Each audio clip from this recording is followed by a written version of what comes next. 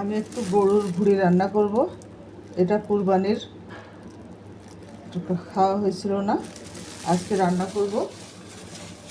ধুয়ে পরিষ্কার করে জাল দিয়ে রাখছিলাম।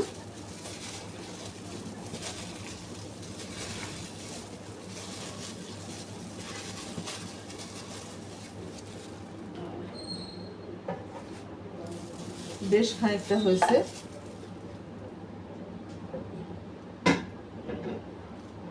এই আমার মশলাগুলো এক জায়গায় করে নিয়েছি। এটা আমি আস্ত রসুন পেঁয়াজ দিব, বাটানা, আর এখানে সব কিছু গরম মশলা একসাথে করা আছে। একটা কাঁচা মরিচ দিলাম, কিছু মরিচের গুঁড়া। যখন আমি ভুঁড়িটা কুচি করে জাল দিই তখন একটু মরিচের গুঁড়া লবণ দেওয়া আছে, এই জন্য এখন অল্প পরিমাণে দিব। এগুলো সব দিয়ে দিলাম। আর বেশ খানিকটা তেল লাগে, তা তেল দিয়ে দিচ্ছি।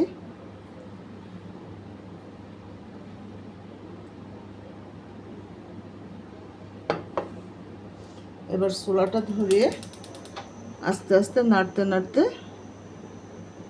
গরুর ভুঁড়িটা রান্না হয়ে যাবে। এটা খুব মজাদার একটা খাবার, সবাই পছন্দ করে, কিন্তু বেশি খাওয়া আবার স্বাস্থ্যের জন্য ভালো না, তেল থাকে তো।